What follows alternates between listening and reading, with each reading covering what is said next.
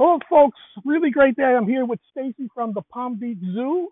She's a big tortoise lover. She loves Aldabras, and they have a great Aldabra collection. It was amazing what she was detailing for me. And of course, we have here Dan, the Turtle Man. As they call me. I do not have any giant tortoises yet, but I just got my first cherry head, and you know what? I'll work my way up. So you can check his channel out. It's Dan the Turtle Man. Search it on YouTube, whatever. Dan the Turtle Man, but it's Dan dot the Turtle Man. Dan dot the Turtle Man. Dan dot the Turtle Man. Yeah, I don't know. Sometimes I found some other people. Oh yeah. All right. Anyway, we're going to take Stacy. She wants to see some of the little babies. We're going to take her into the one of the Aldabra rooms. Follow us along.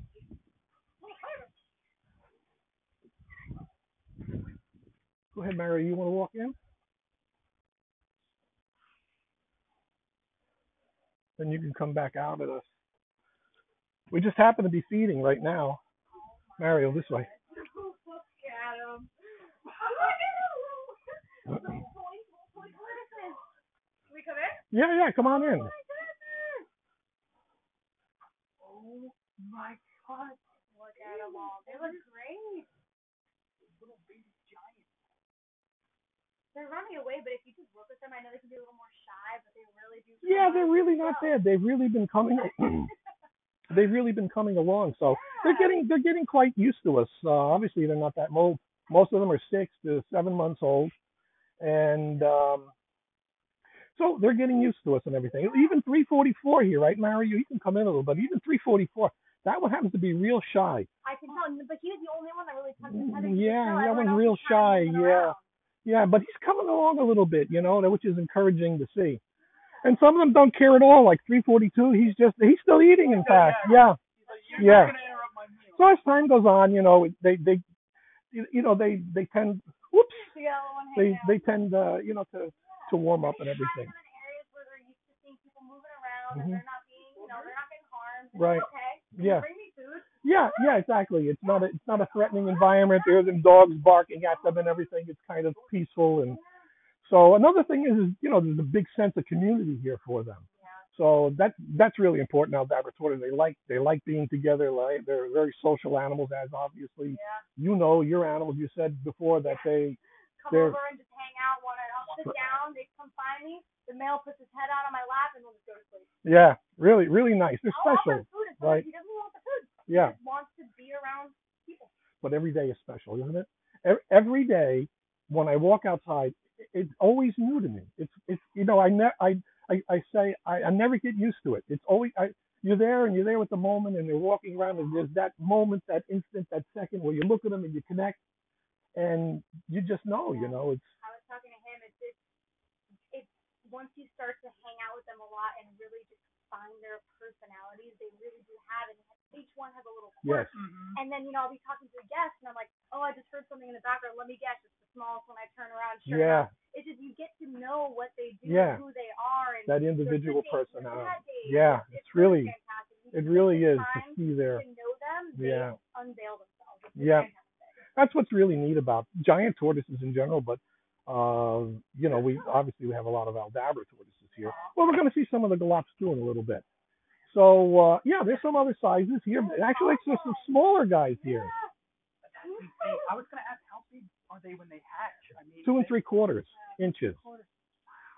I mean, but they grow for when they're younger. And then you posted two animals because I always keep track because I fangirl all the time and geek out about this place. But really? All the time. Oh, I didn't know. 16 and 17-year-olds, and they're monsters, always with perfect growth. I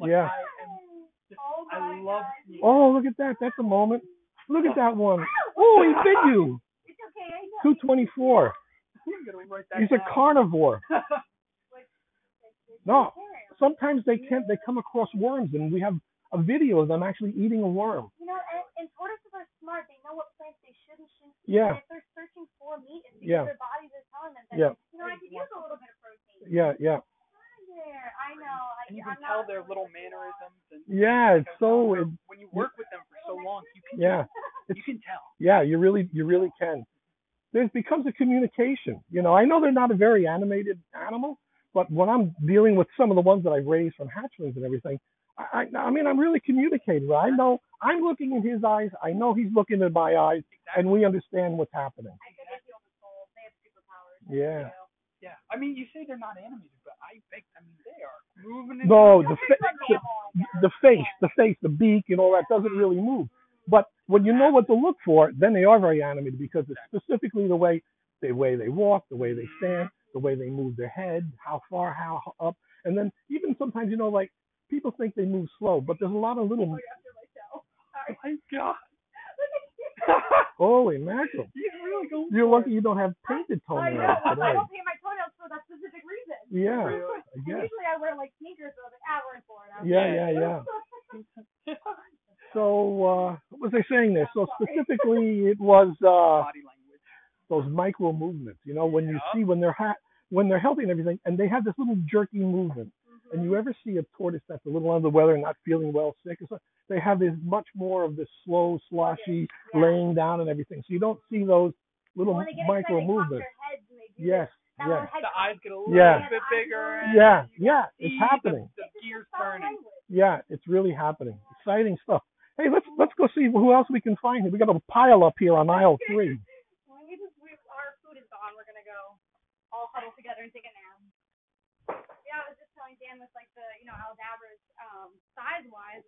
There was a little article I shared on Facebook. So the more eastern islands of the Aldabra Pools, the Aldabras tend to stay a little bit smaller due to shade competition. Yeah. So they've just, I guess, realized if they stay smaller, they can all fit in those That's shady great. areas. I didn't know that. Yeah, makes sense. So that's why our female who's 60, she's only 160 pounds. We have a 70-year-old who's 300 pounds. Yeah. It's only a 10-year difference. Yeah, different environments, different where they come from. There's a tremendous difference also when I sell a lot of animals for breeding purposes. And so sometimes, people will look for like, a 20 or 24-inch female, let's say, right? But there's a big difference between a 24-inch female that was raised here because you can get to 24 inches here in 5 years. And I'm talking about the United States. But when I import from Mauritius, it's 24-inch animal.